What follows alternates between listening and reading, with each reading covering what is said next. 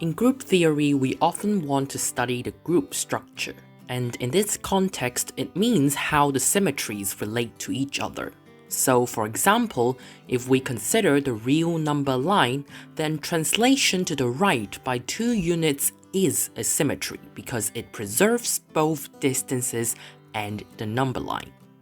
And of course, translation to the right by 1 unit is also a symmetry.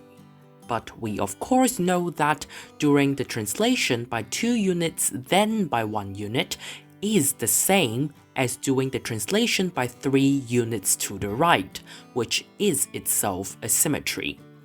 These kinds of relationships for all the symmetries are what we are trying to study. For this real number line, there is an infinite number of symmetries even just by translation. But for the group of symmetries of, say, the tetrahedron, there is only a finite number of symmetries, and we often count the number of symmetries first before analyzing the group structure. That is because for a given number of elements in a group, there is usually only a handful of group structures possible, so the number of elements is a useful starting point. Let's start with a regular polygon, and here we have an octagon, but the argument would make sense for all regular n-gons. Let's label the vertices as 1 to 8, and let's say sigma is some random symmetry of the regular polygon. And suppose the vertex 1 is sent to vertex 4 via this sigma symmetry. Then now we do any symmetry you can think of to send vertex 4 back to vertex 1. Here we pick rotation, which is denoted as R4, which means sending 4 back to 1. You can also pick a reflection or some combinations of rotations and reflections. So that means R4 acts on 4 to give 1. Here I replaced 4 by sigma star 1 because we have established earlier that sigma star 1 equals 4. So this means that doing sigma, then our 4 will fix the vertex 1. Now consider where vertex 2 can go. It was next to 1 and should be next to 1 after all these symmetries because distances are preserved. This means that after all these symmetries, 2 can go to 2 or 8 because both vertices are adjacent to 1. So depending on whether it goes to 2 or 8, we will or will not do another reflection, which we denote as S. And then this sequence of symmetries will fix 2 as well. And with 2 points fixed in this regular polygon, every point is fixed. So this sequence of symmetries is the same as doing nothing, that is, the identity. So to summarize and generalize to an n-gon, for every symmetry sigma that we can think of, we try to revert back to identity first by fixing 1. We do this by doing one of these symmetries. If vertex 1 ends up being vertex k, we can revert by using rk. Then we want to fix 2 as well, so that everything is fixed. This is done by either not doing anything if 2 is already fixed, or doing a reflection if 2 is not fixed yet. After this process, this has to be the identity symmetry, that is, not doing anything.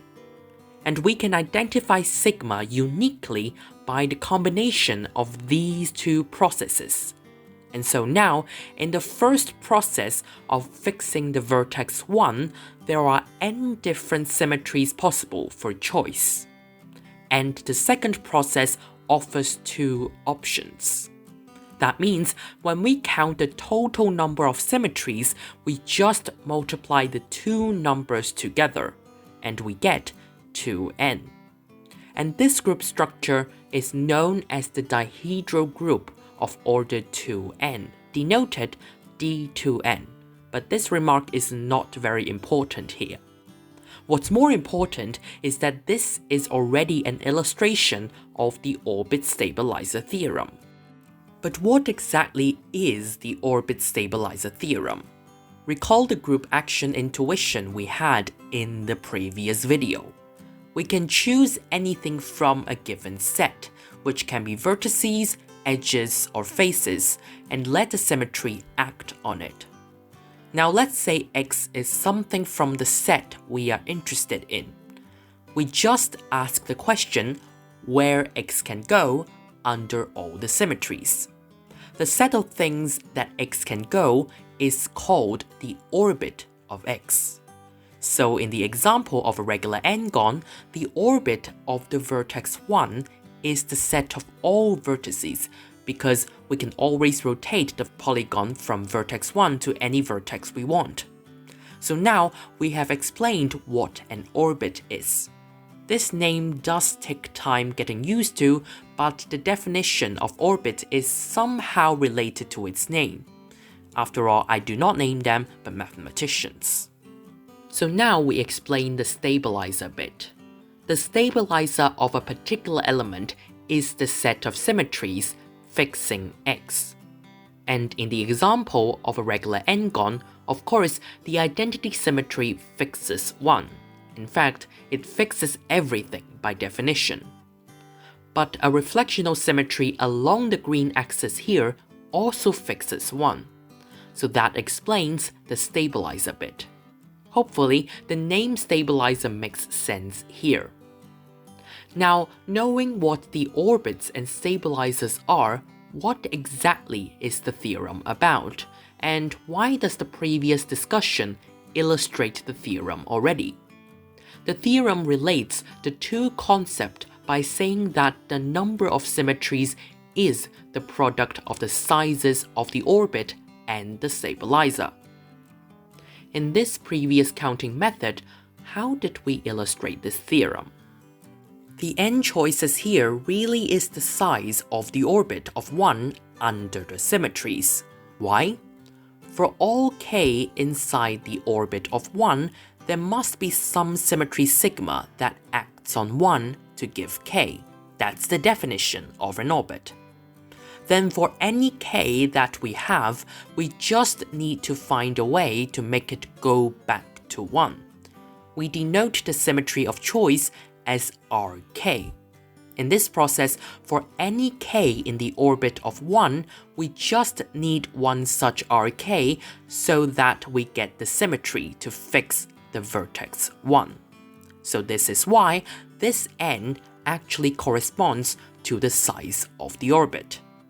And the 2 here really is the size of the stabilizer, because any symmetries you do in this second box should fix the vertex 1. Otherwise, the work we have done in the first process would be useless, because ultimately we want to fix everything, and we have already fixed 1 in this process. If we move 1 elsewhere in this process, we are not going to fix everything in the end, because at least the vertex 1 is not fixed. So these symmetries are actually the stabilizer of 1, and hence the 2 here refers to precisely the size of the stabilizer. Now what we did was multiplying the size of the orbit and the size of the stabilizer, hence illustrating the Orbit-Stabiliser theorem. In fact, this even offers a way to prove the theorem in a more general sense when you think about it. In the general case, let's still take sigma to be any symmetry of an object. Again, we want to revert this symmetry.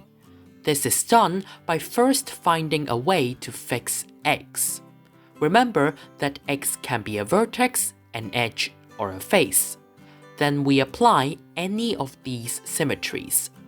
These symmetries are constructed such that g of xk sends xk back to x. There can be more than one that does this, but we just pick one. So that means if the original symmetry sigma sends x to xk, we just do one of these so that x is fixed. then we try to fix every other thing as well, while keeping x fixed.